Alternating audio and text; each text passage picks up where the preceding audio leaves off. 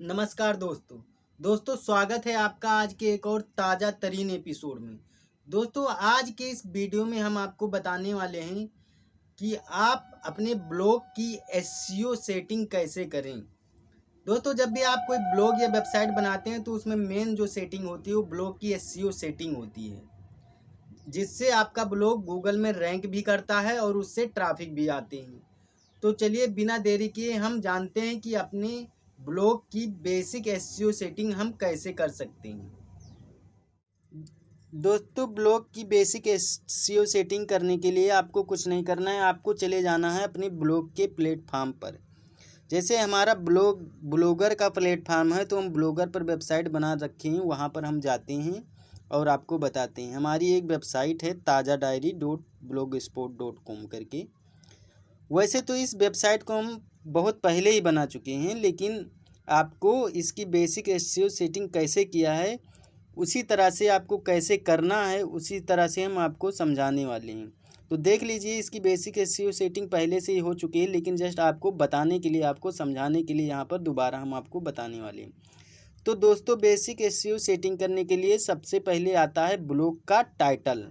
तो टाइटल आपको कुछ नहीं करना है, ब्लॉग का नाम डाल देना है और जस्ट सेव कर देना है। सेव हो चुका। अब दूसरा आता है डिस्क्रिप्शन। अब ब्लॉग का डिस्क्रिप्शन आपको कैसे लिखना है वो आप यहाँ पर देख लीजिए। जैसे hello friend, welcome to our Taza diary blog. In this blog you will get ये comprehensive information like about news related topic. ये हमारी न्यूज़ वेबसाइट है, इसलिए इसमें हमने मल्टीपल कैटेगरी यूज कर रखी है। तो इसमें आपको कुछ नहीं करना है। जैसे आपकी फॉर एग्जांपल कोई रेसिपी से रिलेटेड ब्लॉग है और उसमें आप फूड रेसिपी में जैसे पोहा रेसिपी, समोसा रेसिपी इत्यादि लिख सकते हैं और यहाँ पर लाकर अपने ब्लॉग डिस्क्रिप्शन में पेस्ट कर सकते हैं और सेव कर सकते हैं। सेव हो चुका। अब दोस्तों यहाँ पर आता है ब्लॉग लैंग्वेज, इसको नहीं छेड़ना है। चौथा आता है एडल्ट कंटेंट, इसको नहीं छेड़ना है। अब यहाँ पर आता है फेविकोन। फेविकोन भी ब्लॉग में बहुत मेन होता है, जो हमारे गूगल में जब कोई सर्च करता है तो वहाँ पर आपका ये ताज़ा डायरी जैसे हमारा करके आ जाएगा, वैसे ही आपका भी करके आ जाएगा। तो फेविकोन भी मेन होता है। तो इसको आप canva.com की वेबसाइट पर जाकर या किसी और वेबसाइट पर जाकर आप आसानी से बना सकते हैं। ये आता है प्राइवेसी, इसको आपको ऑन कर देना है। अगर ये बंद होगा तो इसको आपको ऑन कर देना है। और यहाँ पर पब्लिशिंग में आपको कुछ नहीं छेड़ना है। अगर आपके पास कस्टम डोमेन है तो आप कस्टम डोमेन ऐड कर सकते हैं, नहीं तो छोड़ सकते हैं। ये भी मेन ही होता है। HTTPS आपको हमेशा ऑन रहना है। अगर आपने इसे बंद कर दिया तो आपकी वेबसाइट गूगल में आएगी ही नहीं। इसे आप बता रहे हैं कि हमें गूगल में नहीं दिखाना है हमें अपनी वेबसाइट को, इसलिए आपको हमेशा ध्यान रखना है कि HTTPS को ऑन रखना है। अब परमिशन में क्या क्या आता है, हमारा ब्लॉग एडमिन एंड ऑथर। तो ऑथर में आपको अपना वेबसाइट का नाम डाल देना, नहीं वैसे भी ये शो करेगा। इसको यहाँ तक छोड़ देना है। पोस्ट में आना है। यहाँ पर जैसे 7 पोस्ट है, आप यहाँ पर 8 दिखा सकते हैं, 9 दिखा सकते हैं, ये आपके ऊपर डिपेंड करता है। अब दोस्तों आता है यहाँ पर पोस्ट टेम्पलेट, इसको भी कुछ नहीं छेड़ना है, आपको ऑप्शनल है, सिंपल सा लिखा है। अब यहाँ पर image light box, showcase image in overlay on type of post, इन तीनों को आपको ऑन कर देना है। लेजी लोड को ऑन कर देना है, इमेज लाइट बॉक्स को ऑन कर देना है, वेब इमेज सर्विसिंग को भी आपको ऑन कर देना है। अब यहाँ पर कमेंट सेक्शन में आपको कुछ छेड़ना ही नहीं, क्योंकि ये तो एसईओ सेटिंग है ही नहीं ब्लॉग की, तो इससे हमको कुछ लेना देना तो है नहीं। अब यहाँ पर आपको ईमेल में भी आपको यहाँ तक कुछ नहीं करना है। यहाँ लिखा है pending invites for comment notification, इसमें भी कुछ नहीं करना है। हाँ, ये आता है फॉर्मेटिंग में, ब्लॉग की फॉर्मेटिंग भी सही करनी होती है।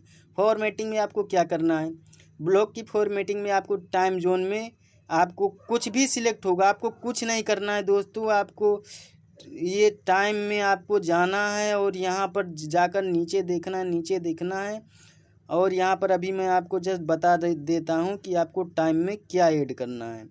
जैसे लिखा होगा इंडिया स्टैंडर्ड टाइम कोलंबो, कुछ भी आएगा, लेकिन आपको यहाँ पर सबसे नीचे स्क्रॉल करके आना है और यहाँ पर लिखा है GMT +5:30 India standard time Kolkata.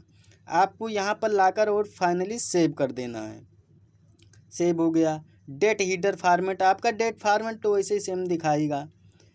अब यहाँ पर आता है Meta tag, enable search description. ये भी ब्लॉग की एसईओ सेटिंग में अहम भूमिका निभाता है, क्योंकि अगर आप ये ऑन नहीं करेंगे तो आपके ब्लॉगर में जहाँ पर आप पोस्ट लिखते हैं वहाँ पर सर्च डिस्क्रिप्शन ऑन नहीं होगा। जैसे कि अभी मैं आपको दिखाता हूँ।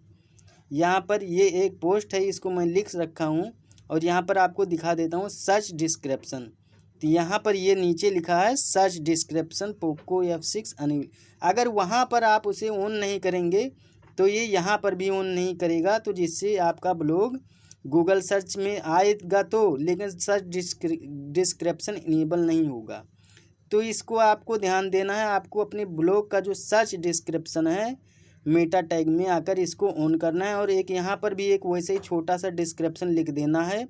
और जो कैटेगरी होती 3-4 कैटेगरी करके, ज़्यादा तो इसमें आएगा नहीं, 59 या 57 करके वर्ड करके आएगा। तो इसमें 3-4 कैटेगरी करके, जैसे हमारा ब्लॉग है इसमें हम इस कैटेगरी से पोस्ट करते हैं, यही लिख देना और यहाँ पर सेव कर देना है आदि करके, जैसे ETC लिखा है।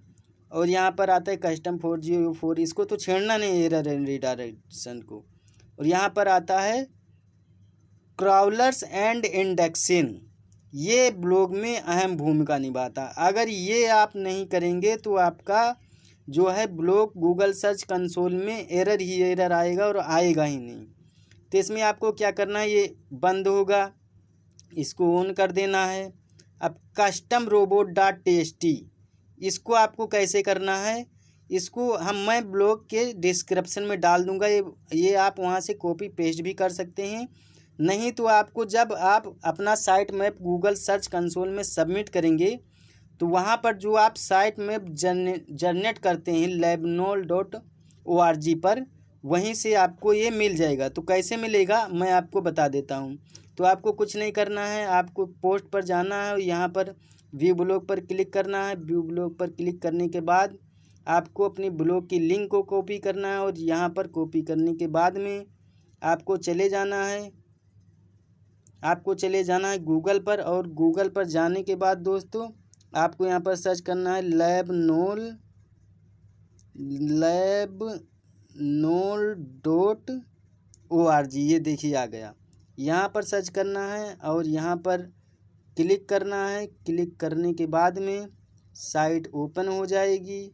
साइट ओपन करने के बाद आप यहाँ पर नीचे स्क्रॉल करते जाइए, यहीं पर कहीं पर होगा, ये ऐड ज़्यादा आ रहा है तो छोड़िए इसको। यहाँ पर मैं आपको सिंपल सा तरीका बता देता हूँ कि कैसे आप यहाँ पर robot.txt पा सकते हैं। यहाँ पर लिखना है आपको site map generator for blogger. Site map generator for blogger लिखा आपने, यहाँ पर आ गया labnol.org। अब यहाँ पर नीचे स्क्रॉल करते जाइए और यहाँ पर आ जाइए। यहाँ पर HTTPS इनका जो ब्लॉग का एड्रेस दिया है आप इसको डिलीट कर दीजिए। आप इसे डिलीट कर दीजिए और यहाँ पर आप अपने ब्लॉग का यहाँ तक कट कर दीजिए डैश हाइफन तक, और इसे जनरेट XML साइट में पर आ गया। अब यहाँ पर यूजर एजेंट से लेकर और यहाँ नीचे तक आप यहाँ पर कॉपी कर लीजिए, यहाँ 500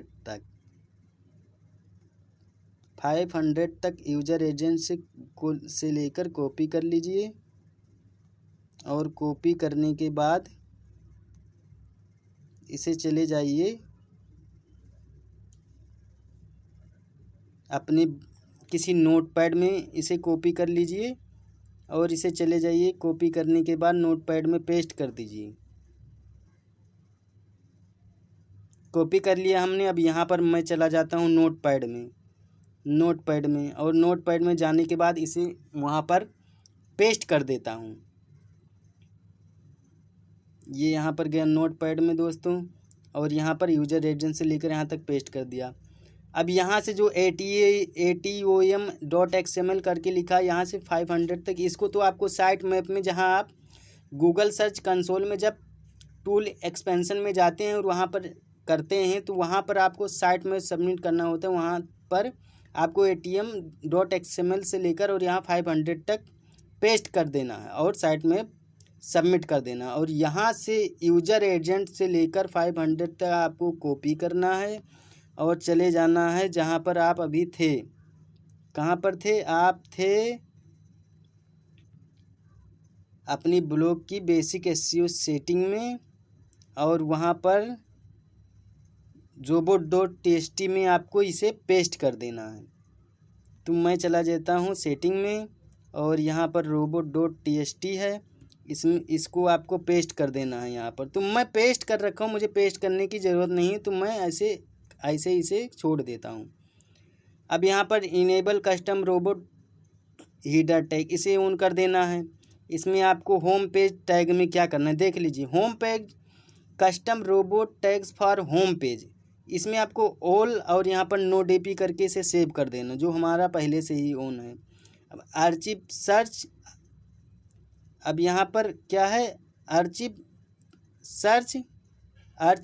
एंड सर्च पेज टैग में आना है और यहाँ पर custom robot tag for archive and search page में आना है। आपको यहाँ पर क्या करना है ध्यान से देख लीजिए। नो इंडेक्स और नो डीपी करके आपको इसे सेव कर देना है। अब यहाँ पर आना है पोस्ट एंड पेज में ऑल और नो डीपी करके इसे सेव कर देना है।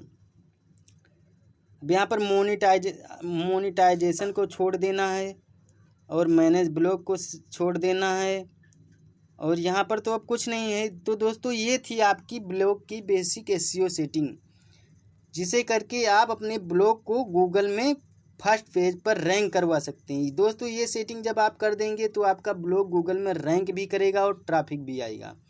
तो दोस्तों कैसी रही हमारी ये वीडियो? अगर वीडियो अच्छी लगी हो तो चैनल को लाइक और सब्सक्राइब ज़रूर करें। मिलते हैं अगले वीडियो में, तब तक के लिए धन्यवाद।